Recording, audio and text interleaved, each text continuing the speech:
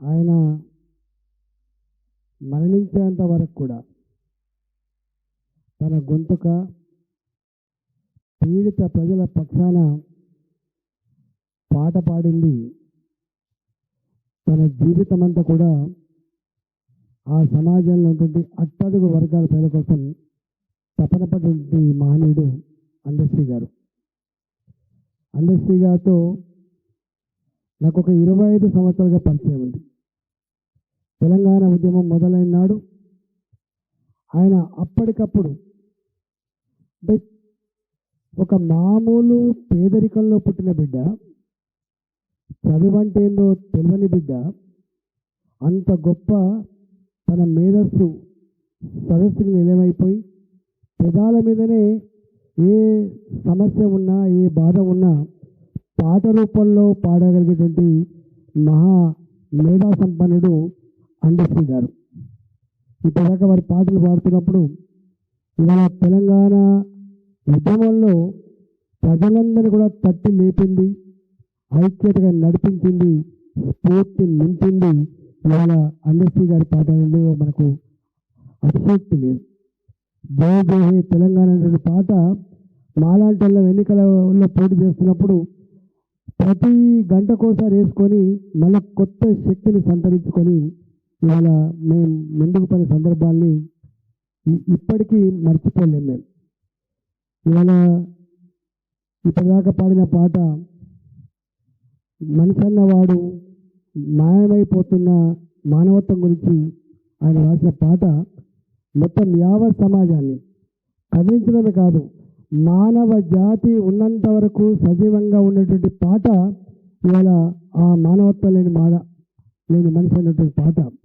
మారిన పరిస్థితులలో ఒకప్పటి మానవ సంబంధాలు, ఎథిక్స్, వాల్యూస్, ఉమ్మడి కుటుంబాలు, పల్లెటూళ్ళలో ఉండే బంధాలు, అనుబంధాల గురించి పల్లెటూరులో చూసిన వ్యక్తిగా అవన్నీ కనుమరుగైపోతున్నప్పుడు ఆవేదనతో, దుఃఖంతో అన్ని జీవాల కంటే కూడా గొప్ప జీవితాన్ని భగవంతుడు మనకు ఇస్తే ఏం పని చేస్తున్నాం మనం, ఎటుపోతున్నాం మనం అని చెప్పి ఆవేదనతో, దుఃఖంతో ఆ మనుషులకి జ్ఞానాన్ని, ఆ మనుషులకి సామాజిక స్పృహను అందించడంలో ఆయన నిర్వహించిన పాత్ర, ఆ పాటనే సజీవ సాక్ష్యం మనం భావించాల్సి అక్కడ ఉన్నది. ఇట్లా అనేక విషయాలు ఇవాళ కులాల వారిగా కూడా వాళ్ళ వృత్తులలో వాళ్ళు నిర్వహిస్తున్నటువంటి పాత్రలు, వారు అనుభవిస్తున్న బాధలు, దుఃఖాన్ని కూడా కళ్ళకు కట్టినట్టు రాసినటువంటి మహనీయుడు ఇవాళ అందశ్రీ గారు.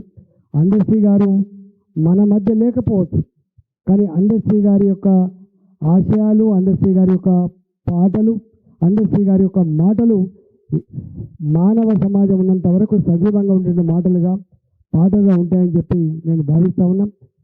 మనుషులు పుడతారు, గిడతారు, కానీ కొద్దిమంది మాత్రమే మరణించి మనుషుల మధ్యలో ఉండేటువంటి వ్యక్తులలో ఇవాళ అందశ్రీ గారు కూడా ఒకరు.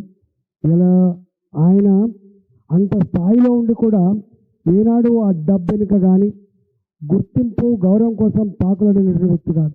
ఆయన ఒకటే ఒక మాట అనేది, అతి సామాన్య జీవితాన్ని గడిపిన వ్యక్తి.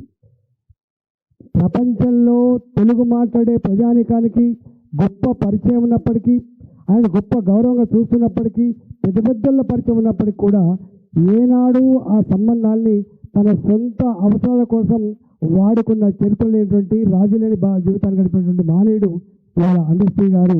అందుకని చివరి వరకు ఆయన కుటుంబాన్ని, సమాజమే తన కుటుంబంగా భావించింది తప్ప తన రక్త సంబంధికులు మాత్రమే తన కుటుంబం ఏనాడు భావించలేదు. ఆయన తపన, ఆయన ఆరాటం ఎప్పుడు కూడా పేదల కోసం ఉన్నది కాబట్టి పేద ప్రజల గుండెల్లో చిరస్థాయిగా ఉన్నటువంటి మహనీయుడిగా ఆయన ఉంటాడని చెప్పి భావిస్తూ, ఆయన ఆత్మకు శాంతి కలగాలని చెప్పి వారి కుటుంబ సభ్యులకు ప్రగాఢ సానుభూతిని తెలియజేస్తూ, వారి అభిమానులు ఇవాళ లక్షల మంది అభిమానులు ఎవరైతే ఇలా మా అన్న లేడా అనేటువంటి భావన ఉందో ఆ అభిమానులందరూ కూడా ధైర్యాన్ని ఇవ్వాలని చెప్పి కోరుకుంటూ ఈ కార్యక్రమాన్ని నిర్వహిస్తున్నటువంటి అందరూ కూడా పేరున మీకు అభినందనలు, ధన్యవాదాలు తెలియజేస్తూ నమస్కారం.